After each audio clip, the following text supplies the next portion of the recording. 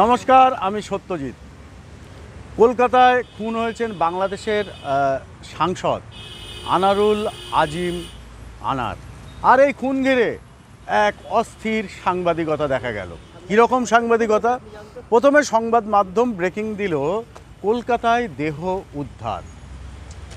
48 ঘন্টা পেরিয়ে যাওয়ার পর খোদ প্রশাসন বলছে দেহ উদ্ধার করা সম্ভব নয়, কারণ দেহ এত টুকরো করে নষ্ট করা হয়েছে। দ্বিতীয় যে বিষয়টি, গোয়েন্দা পুলিশ সরকার তারা বলছেন এই খুনের ষড়যন্ত্র হয়েছিল ঢাকায়।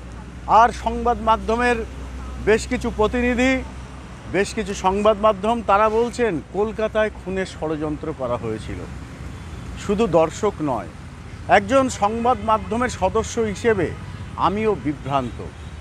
সে যাই হোক, বিতর্ক সাংবাদিকতা নিয়ে, তথ্য পরিবেশন নিয়ে অত্যন্ত গুরুত্বপূর্ণ হলো খোদ কলকাতা শহরের অভিজাত এলাকায় এসে ঘাঁটি গেড়ে বাংলাদেশ থেকে খুনিরা এসে একজন সাংসদ এলেন, তার সঙ্গে দেখা করলেন খুনিরা, খুন করে আবার তারা বাংলাদেশ চলে গেলেন। অতীতে এই ঘটনা না ঘটলেও বর্তমানে ঘটবে না, ভবিষ্যতে ঘটবে না তা তো বলা যায় না। আর সেখানেই ঘটনার টুইস্ট, ঘটনা ঘটেছে। বাংলাদেশের সাংসদ কলকাতায় খুন হয়েছেন। বাংলাদেশের মাটিতে ষড়যন্ত্র করে কলকাতায় এই খুন করা, এবং কোনো রকম কোনো কলকাতার এখনও পর্যন্ত এই খুনের ঘটনায় কোনো কলকাতাবাসীর কোনো সম্পৃক্ততা, কোনো জড়িত নেই। তা সত্ত্বেও এই যে ঘটনা, সেই ঘটনা ঘটেছে। সব মিলিয়ে আমরা যদি দেখি কতটা ষড়যন্ত্র, কতটা শক্তিশালী, কতটা ভালো এবং শক্তিশালী নেটওয়ার্ক থাকলে পরে এই ধরনের খুন সংগঠিত করা যায়, সেটা কিন্তু দেখিয়ে দিল। তো খুন হয়েছে বাংলাদেশের সাংসদ আনোয়ারুল আজিম আনার। আর তাকে যারা খুন করেছেন, কেন খুন করেছেন, খুনের মোটিভ কী? মূলত একটি ব্যবসায়িক কারণেই কিন্তু এই খুন করা হয়েছে। আমরা যদি দেখি যে গত 1 বছরে ভারত বাংলাদেশ সীমান্তে বেশ কিছু স্বর্ণ পাচারকারীরা তারা কিন্তু পুলিশের হাতে, কখনো বিএসএফের হাতে তারা আটক হয়েছেন, উদ্ধার হয়েছে কোটি কোটি টাকার সোনা। বলা হচ্ছে এই যে সোনাগুলো যতবার 7 থেকে 8 দফায় গত 1 বছরে যে সোনাগুলো জব্দ করা হয়েছে, ধরা পড়েছে, সেগুলো ছিল এই যে সাংসদ ঝিনাইদহ 4 আসনের যিনি সাংসদ, সেই সাংসদ এবং তাকে যারা খুন করেছেন সেই ষড়যন্ত্রকারী, হত্যাকারী তাদের। অর্থাৎ উভয়ের সোনা চোরাচালানের খবর পুলিশ, বিএসএফ, নিরাপত্তারক্ষীদের দেওয়ার কারণেই সোনা ধরা পড়েছে।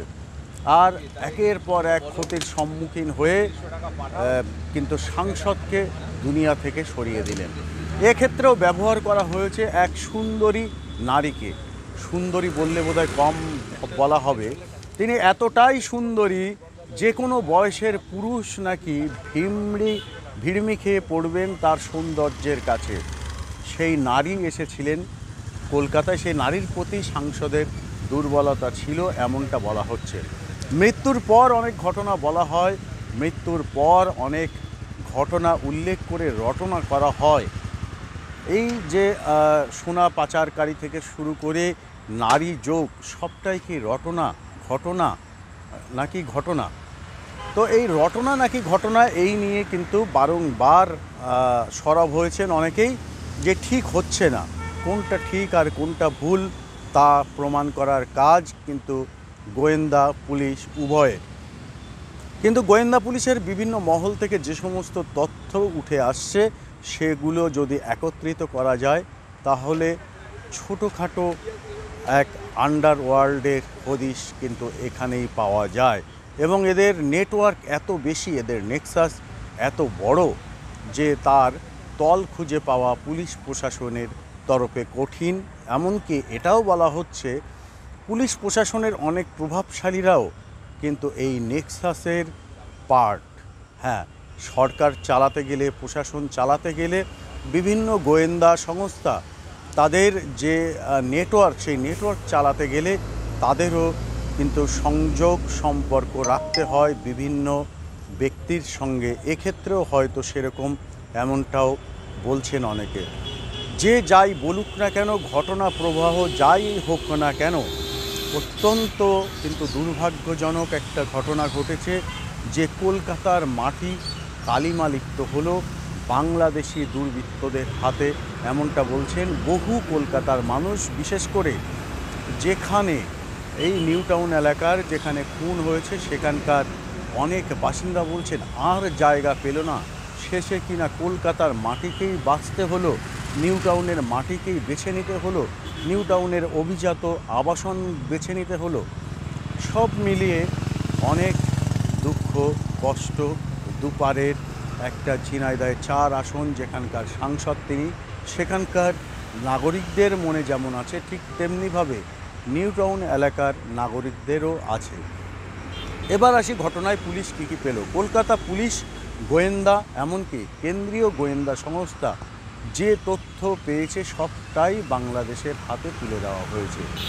সেখানে বলা হচ্ছে বাংলাদেশ থেকে বেশ কয়েকটি দল, যেটা বলা হচ্ছে একের অধিক, তারা আসে ভাড়াটে খুনি নিয়ে এবং খুন করার জন্য সব ধরনের পরিকল্পনা কিন্তু করা হয়। কলকাতার কোনো ভাড়াটে খুনি বা কোনো ব্যক্তিকে এই খুনের সঙ্গে কোনোভাবে জড়ানো হয়নি, জড়াননি বাংলাদেশি এই খুনিরা। অর্থাৎ বাংলাদেশে বসে ষড়যন্ত্র করে এক সাংসদকে কলকাতায় তিনি যখন এলেন তাকে ডেকে নিলেন, কাছে এলেন এবং তাকে খুন করা হলো। যদি সেদিন এই যে নারীর কথা বলা হচ্ছে সেই নারী না ডাকতেন আর সেই নারীর প্রলোভনে সেই সাংসদ যদি পা না দিতেন তাহলে হয়তো তার মৃত্যু হতো না, এমনটা বলছেন অনেক গোয়েন্দা অফিসার। তো কলকাতায় আর যাতে এরকম না হয় সে কারণে কিন্তু কলকাতা পুলিশ, কলকাতার গোয়েন্দা তারা একটা যেভাবে এই তদন্ত এবং তথ্য তুলে দিয়েছে তা অবশ্যই ভাবা উচিত। যারা ভেবেছেন এই ঘটনাকে কেন্দ্র করে, এই ঘটনা দেখার পর কলকাতার মাটি সহজে হয়তো ব্যবহার করা যাবে, তাদের বলবো সাধু সাবধান, আপনারা সাবধান হয়ে যান। কারণ কলকাতা শহরের নিরাপত্তাটা এতটাই আঁটো-সাঁটো এবং সিসি ক্যামেরা বন্দি যে আপনি চাইলেও রেহাই পাবেন না। তো আর যাই হোক, কলকাতায় এসে কোনো অপরাধ সংগঠিত করবেন না। যদি কোনো দুষ্কৃতী বাংলাদেশ থেকে বসে ভাবেন কলকাতায় বসে অনেক কিছু করা যায়, তাহলে এটা সম্পূর্ণ ভুল। আপনি কলকাতায় আসবেন, দেদার মদ গিলবেন, ফুর্তি করবেন, আপনি ভাবছেন কেউ আপনাকে দেখছে না, এটাও ভাবা ভুল। সব মিলিয়ে যে কোনো মুহূর্তে যে কোনো ঘটনায় আপনার ছবি প্রকাশ্যে চলে আসতে পারে। কলকাতার গোয়েন্দারা তা কিন্তু প্রমাণ করে দিয়েছেন। যে ছবি প্রকাশ করেছে কলকাতার গোয়েন্দারা এবং বাংলাদেশের হাতে তুলে দিয়েছে যে সাংসদ কখন সেই অভিজাত আবাসনে ঢুকেছেন, কখন বেরিয়ে গেছেন, কোন গাড়ি কোথায় গেছে, সব ছবি কিন্তু তারা প্রকাশ করেছেন। সব মিলিয়ে বলবো শেষে আরও একবার যে আপনারা যারা দুষ্কর্ম করবেন এবং দুষ্কর্মের সাংবাদিকতা করবেন একটু ভাবনা চিন্তা করে করুন। এই রকম ভুলভাল সাংবাদিকতা করবেন না, দুষ্কর্ম করবেন না, দুষ্কৃতীদের মতো দুষ্কৃতী সাংবাদিকতা করবেন না। একটু সঠিক সংবাদ পরিবেশন করুন আর দুষ্কৃতীরা ভালো হয়ে যান। টাটা।